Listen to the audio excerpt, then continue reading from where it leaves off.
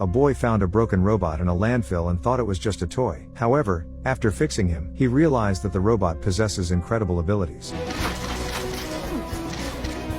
World of the future, traditional boxing matches lost in their relevance and spectators' interest due to a lack of violence. They have been replaced by gladiator fights featuring human-controlled robots. Charlie Kenton is a former professional boxer who travels across the country and takes part in robot boxing, but suffers one defeat after the other. One time after a busy night, Charlie wakes up in his van surrounded by empty beer bottles. He gets a call from a man who asks him about his $30,000 debt. Charlie calls the man the wrong name and the man realizes that he isn't the only one the boxer owns money to. Charlie pretends to have connection issues and hangs up. A few girls come up to the van and ask Charlie to show them the famous fighting robot ambush. One of the girls takes out a camera to take a picture of the robot, but the man asks $5 for a picture. The kids decide that an old piece of metal is not worth it and leave. At the fair, Charlie meets his old friend Ricky, the manager of the arena. He promised to pay Charlie $3,000 if Ambush takes part in a fight against one of his bulls. However, the deal involved a bull weighing 800 pounds, and Ambush's opponent weighs twice as much as him. Charlie decides to go all in and offers Ricky a bet of $20,000 if he wins the fight. Ricky agrees to the bet but warns of the dire consequences for Charlie if he loses again and doesn't pay off the debt. The fight begins and Charlie pretentiously introduces Ambush to the public. At first, everything is going well and the robot easily dodges the opponent's blows. But Charlie gets too carried away interacting with the public and fails to notice the enraged bull rushing at the robot from behind. The animal crashes into Ambush and takes his leg with it. Charlie asks Ricky to stop the fight,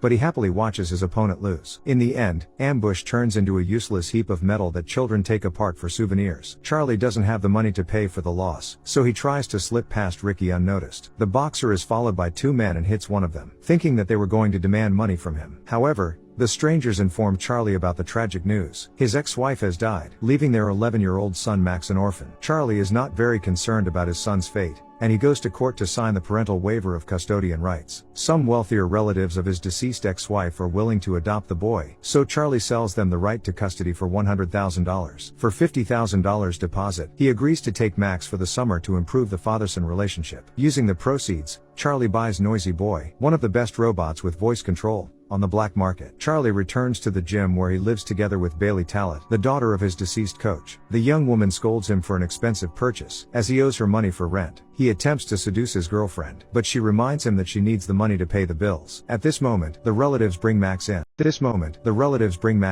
The boy is upset not because his father sold him, but because he didn't share the proceeds. Charlie says that he wasted all the money on buying the robot and that Max can get out of here if he doesn't like something. The boy decides to stay and watch the Noisy Boy unboxing. The fighter in the samurai armor emerges from the box and everyone admires him. Charlie decides to test voice controls and says a few battle commands, however the robot doesn't react at all. The man decides that he was scammed and blames Bailey for not checking the robot. Max turns out to be smarter than the adults and pronounces the commands in Japanese, which is a native language of the robot. Noisy Boy obeys and Bailey then realizes that they only need to change his voice control settings. After a short test drive, Charlie loads his robot into his van and plans on going to the next competition. Max steals the car keys and asks his father to take him with unless he wants to be left without a car. Reluctantly, Charlie agrees and they arrive at an underground fight club where they meet dozens of other robots. Charlie is certain that this time he will win for sure, so he asks the organizer Finn to sign Noisy Boy up for the main fight. Max tries to talk his arrogant father out of it and advises him to take part only in warm-ups since he has never tested the robot on an actual battlefield. But Charlie doesn't pay attention to his words and makes Noisy Boy fight against the star of the fight club, Midas. In the beginning, Noisy Boy inflicts powerful blows on his opponent and the audience lets out excited screams. The robot samurai keeps dominating the battlefield and Charlie is thrilled that he is about to get the easiest money in his life. Due to his inattentiveness, the man misses Midas's hit and the opponent takes control of the battle. Charlie tries to figure out what commands Noisy Boy has and yells out those commands that sound cooler. Charlie's opponent knows the abilities of his robot better and so he soon knocks Noisy Boy down, striking his head off. After the devastating fiasco, only the voice control of the robot survived. Max rightly scolds his father for fighting against the champion without even learning any standard commands for Noisy Boy. Charlie doesn't want to take the blame and orders his son to shut up if he wants to spend this night in warmth and not out in the street. On the way home, they stop at the junkyard to look for parts for a new robot. While gathering parts, Charlie tells Max a story of how the boxing robots came about and how they replaced humans in the ring. Listening to his father, Max doesn't notice a cliff and falls. Max hangs on a robot's hand, which saves him from his death. Charlie goes down the cliff to his son and puts him back on the ground, tightly holding the frightened boy close to him. Max gets out of his arms to see the part that saved his life. To his surprise, he finds a body of an old robot in the dirt. The boy asks his dad to bring the cart so they can take their find home, but Charlie goes back to his normal selfish self and refuses to help his son. Max drags the robot till dawn all by himself, going up the steep hill. Finally, he brings him to the van. They go back to the gym where Bailey discovers in horror what is left of Noisy Boy. The woman is disappointed in Charlie and asks him to stop chasing an imaginary victory until he loses everything that he has left in reality. The man persuades Bailey to help him for the last time and check the robot that Max brought. It turns out that it is an outdated version of the robot that was created not for fighting,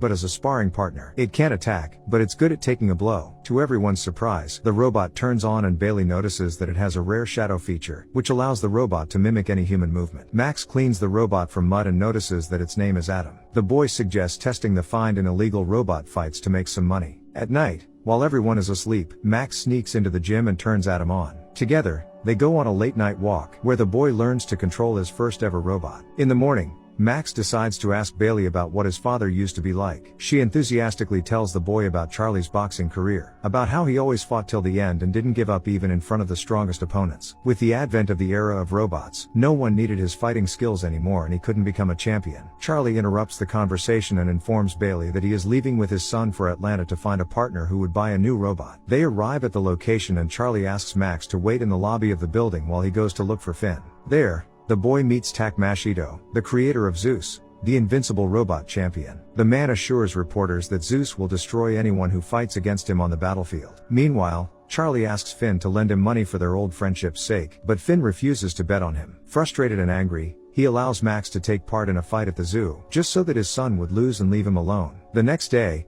Charlie wakes up from Max's voice, as he has been training with the Atom since the morning. He washed the robot and programmed the commands himself using the shadow feature. Charlie is pleasantly surprised by his son's persistence, understanding deep down where he got this quality from. They arrive at the place where the battle is held, and Max negotiates a deal with the leader. If Adam lasts one round, then the boy takes $1,000. However, if the robot doesn't survive, the leader takes him. The fight begins and Max takes control of Adam. The robot doesn't attack but only defends itself, steadily taking the blows of the enemy. Charlie advises his son to move more to maneuver the robot's attacks, but the opponent grabs Adam and strikes him in the head, causing him to fall. The countdown to the end of the round begins and the robot has only 30 seconds to get up. Max orders Adam to get up and he obeys, which means the boy automatically wins $1,000. The leader doesn't agree with this outcome and offers to double the winnings if the robot lasts one more round. Now it is Charlie who is trying to talk his son out of this risky adventure, but Max agrees. The second round begins, and Adam jumps and strikes the enemy with a crushing blow, causing the poor fellow's system to crash. Max wins and proudly takes his prize while the crowd cheers him. The next day, the boy continues training with the robot and tries to teach him new commands. When Max gets bored, he decides to dance with Adam and he easily copies all his movements. Charlie approaches them, and the boy tells his father that he installed Noisy Boy's voice control on Adam, so now they don't need a control panel. He asks his father to teach Adam his boxing style through the shadow feature. Charlie is initially reluctant and advises his son to make the dance Adam's unique feature in the ring. Max agrees to dance under one condition: only if his father teaches the robot how to box. Thus begins their hard teamwork. Charlie teaches the robot combat techniques from morning to night, and Max begins each of their fights with a dance. Adam gets victory after victory, and the father and son are getting closer and closer. After earning money from small-town fights, Charlie sends part of the winnings to Bailey to pay off his debt with interest. The dancing robot quickly wins the heart of the audience, and he is talked about even in the news. Thanks to the popularity of the robot, Charlie and Max are invited to participate in the Real Steel Champions League tournament. While Max is setting up Adam, Charlie mentally prepares him for the fight and says that all emotions should be left outside the big ring. A manager enters their workshop and invites them to the lodge of Farah Limkova, the owner of Zeus. The businesswoman is looking for a sparring partner for Zeus and offers to buy Adam for $200,000. The offer is valid until the first round with his rival Twin Cities. Charlie immediately agrees, but Max refuses and leaves the room. Charlie tries to persuade his son to accept the tempting deal, but he asks his father to think about why Limkova would want to buy a robot for such a large amount of money. Max believes that Adam is special and doesn't intend to sell his metal friend. To the deafening roar of the crowd, the two-headed robot Twin Cities enters the ring. Max leads Adam out by performing a battle dance. The robots start the fight and, within the first minutes of the match, the enemy mercilessly attacks Adam, preventing him from striking back. Charlie then notices Twin Cities' weak point. His right shoulder twitches before every punch. Adam dives under the opponent's arm and begins to deliver devastating blows to the body. After weakening Twin Cities' right side, Adam knocks him out with a kick to the head. The audience bursts into applause. Bailey, who has been watching the fight all this time, also screams with joy. Max runs into the ring and snatches the microphone from the referee. He publicly challenges Zeus, the robot of Farah, to fight. After that, he and his father take the winnings and go to the van. Ricky meets them there and tells the thugs to attack them to take his money back. They beat up Charlie and take all their money. Worried about his son, Charlie takes him to his legal guardians to keep him safe. With tears in his eyes, the boy begs his father to let him stay with him, but Charlie doesn't want to risk it anymore. Max gets upset and leaves to pack, and Charlie refuses to take the other half of the money for the sale of custody. Charlie tries to persuade his son to leave with his relatives and says that he doesn't consider himself worthy of Max. As a farewell, Max tells Charlie that he wants his father to fight for way home. Charlie remembers the time he has spent with Max. He comes to Bailey and lies down next to her, which makes her very happy. In the morning, the woman convinces Charlie not to leave his son and assures him that it is not too late for them to improve their relationship and correct the mistakes of the past. They kiss and Charlie goes to Max. He tells his son that he regrets not being around all these years. Charlie asks to give him another chance and promises to fight for him this time. Then, he moves away and Max sees Adam. Charlie says that Zeus accepted his challenge and persuades his aunt to let Max go to the tournament. Champions League hosts reveal that Tak Machito called yesterday's fight with the old robot Adam an insult to his creation. This announcement caused a PR nightmare for the Zeus team, so they had to take on the challenge. Charlie and Max arrive at the tournament along with Adam. In the meantime, Finn takes bets that the junkyard robot won't last until the end of the round at odds of 1 to 5. Ricky approaches him and confidently bets $100,000 that Adam won't last until the end of the first round. If his bet goes well, then at the end of the match he will get $500,000. A welcome show is put on for Zeus, where he epically jumps into the ring to the cheers of the crowd. Adam appears more modestly, and the fight begins. Zeus knocks out the enemy with the first blow. All spectators are sure that the champion's victory will be quick. Adam gets up but immediately receives a new series of powerful blows and falls again. After the third knockdown,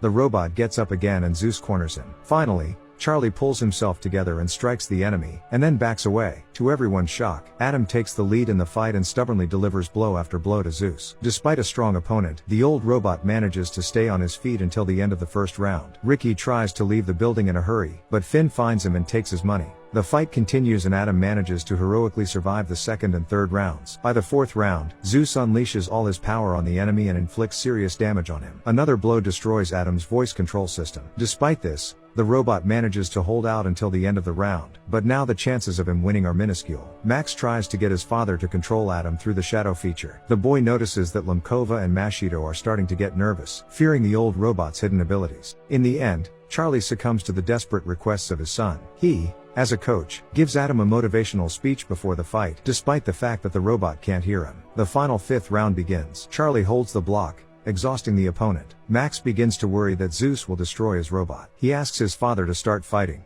but he says it's not time yet. After waiting for Zeus to run out of energy, Charlie delivers a series of crushing blows. The champion of Real Steel starts losing, and Tak Machito himself takes control of Zeus. Despite this, Charlie delivers a powerful uppercut to the opponent's head and knocks him down. Zeus gets to his feet, but Charlie attacks him again, testing all his fighting techniques on the robot. Zeus is saved from complete defeat by the sound of a gong, announcing that the battle has come to an end. The audience cheers and shouts Adam's name.